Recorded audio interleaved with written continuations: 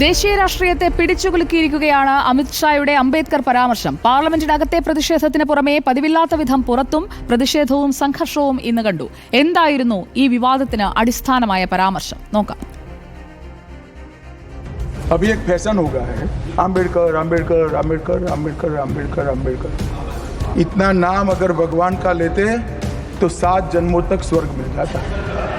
ഭരണഘടനയുടെ 75ാം വാർഷികത്തോടനുബന്ധിച്ച് പാർലമെന്റിന്റെ ഇരുസഭകളിലും അരങ്ങേറിയത് ചേരിതിരിഞ്ഞ വാക്പോര്.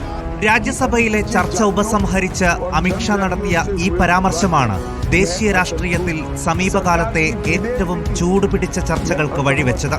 അംബേദ്കർ അംബേദ്കർ എന്ന് പറയുന്നത് ഒരു ഫാഷനായി മാറിയെന്നും പകരം ദൈവത്തിന്റെ പേര് പറഞ്ഞിരുന്നുവെങ്കിൽ സ്വർഗത്തിൽ ഇടം കിട്ടുമായിരുന്നു എന്നാണ് അമിത്ഷായുടെ വിവാദ പ്രസ്താവന.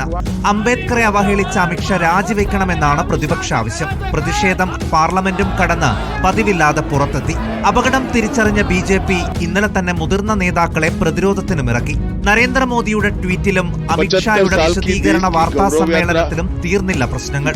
അംബേദ്കറുടെ പേരിലുള്ള പ്രതിഷേധം രാജ്യത്ത് വലിയ രീതിയിൽ ചർച്ചയാകും എന്നുറപ്പുള്ളതുകൊണ്ടാണ് പ്രത്യാക്രമണത്തിന് BJP തയ്യാറെടുത്തത്. ഇന്ന് പാർലമെന്റിന് പുറത്ത് BJP എംപിമാരുടെ പ്രകടനം നടന്നതും ഈ അപകടം മണത്തു തന്നെ. ഏതായാലും വരും ദിവസങ്ങളിൽ ദേശീയ രാഷ്ട്രീയം ഇളകിമറിയും എന്ന കാര്യത്തിൽ തർക്കമില്ല. News desk reporter.